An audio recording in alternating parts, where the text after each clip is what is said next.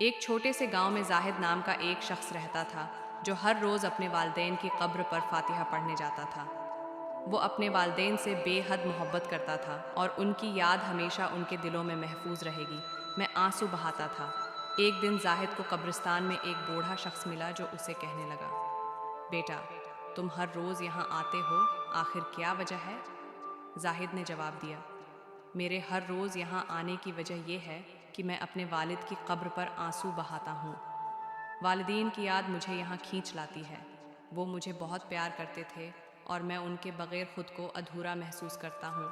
بوڑھے شخص نے مسکراتے ہوئے کہا، کیا تمہیں پتہ ہے کہ تمہارے والدین تمہارے لیے کیا چاہتے تھے؟ زاہد نے حیرانی سے پوچھا، کیا مطلب؟ بوڑھے شخص نے کہا، تمہارے والدین چاہتے تھے کہ تم اپنی زندگی جیو، خوش رہو اور دوسروں کی مدد کرو۔ تمہاری یہ عادت کہ ہر وقت ماضی میں جیتے رہو تمہیں آگے بڑھنے سے روک رہی ہے۔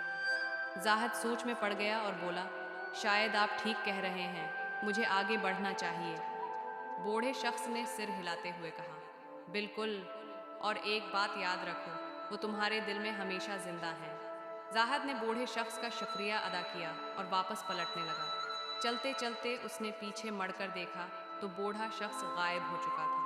زاہد حیران ہو کر قبرستان کے گارڈ سے پوچھنے گیا، یہاں ایک بوڑھا شخص تھا، ہم نے اسے یہاں دیکھا تھا، کیا آپ نے اسے دیکھا؟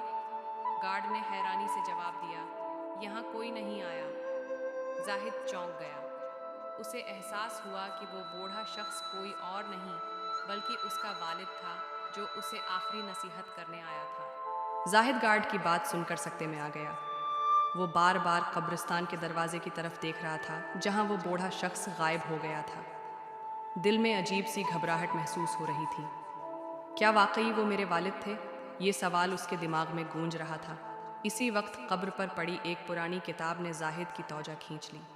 یہ کتاب زاہد کے والد کی پسندیدہ تھی جو وہ اکثر پڑھا کرتے تھے۔ حیرت کی بات یہ تھی کہ کتاب بالکل صاف ستھری تھی، جیسے ابھی کسی نے وہاں رکھی ہو۔ زاہد نے کانپتے ہاتھوں سے کتاب اٹھائی اور اسے کھولا۔ پہلے ہی صفحے پر ایک خط رکھا ہوا تھا۔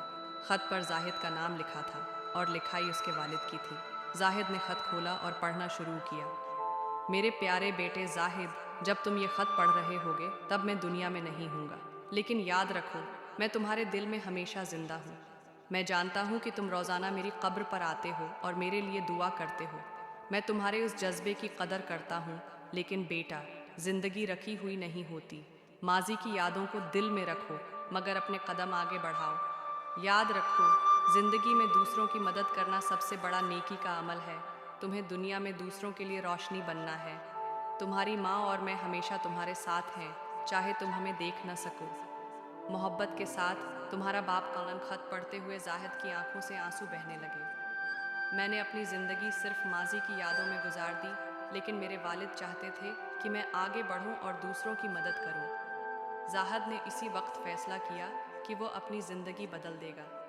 اس نے قبرستان میں ہی عہد کیا، اب میں اپنی زندگی ان لوگوں کے لیے وقف کروں گا جو کسی کی مدد کے منتظر ہیں۔ چند سال بعد زاہد نے اپنے گاؤں میں ایک یتیم خانے کی بنیاد رکھی جہاں بے سہارا بچوں کو پناہ دی جاتی تھی۔ لوگ اس کی انسانیت دوستی کی تعریف کرتے تھے، مگر زاہد ہمارے گاؤں میں ایک یتیم خانے کی بنیاد رکھی جہاں بے سہارا بچوں کو پناہ دی جاتی تھی۔ لوگ اس کی انسانیت دوستی کی تعریف کرتے تھے، مگر زاہد ہمارے گاؤں میں ایک یتیم خانے کی بنیاد رکھی جہاں بے سہارا بچوں کو پناہ دی جاتی تھی۔ لوگ اس کی انسانیت دوستی کی تعریف کرتے تھے، مگر زاہد ہمارے گاؤں میں ایک یتیم خانے کی بنیاد رکھی جہاں بے سہارا بچوں کو پناہ دی جاتی تھی۔ لوگ اس کی انسانیت دوستی کی تعریف کرتے تھے، مگر زاہد ہمارے گاؤں میں ایک یتیم خانے کی بنیاد رکھی جہاں بے سہارا بچوں کو پناہ دی، جو ہمیشہ کہتا، یہ سب میرے والد کی نصیحت کی بدولت ہے۔ وہی میرے دل میں زندہ ہیں اور میری رہنمائی کر رہے ہیں۔ ایک دن یتیم خانے میں ایک بچہ زاہد کے پاس آیا اور پوچھا، چچا، آپ ہمیشہ اتنے خوش کیوں رہتے ہیں؟ زاہد مسکرا کر بولا، کیونکہ میں جانتا ہوں کہ میرے والدین مجھ پر فخر کر رہے ہیں۔ اختتام، یہ کہانی ہمیں سکھاتی ہے کہ والدین کی محبت ہمیشہ ہمارے ساتھ ہوتی ہے، چاہے وہ دنیا میں موجود ہوں یا نہ ہوں۔ ان کی دعائیں اور نصیحتیں ہمیں زندگی میں آگے بڑھنے کا حوصلہ دیتی ہیں۔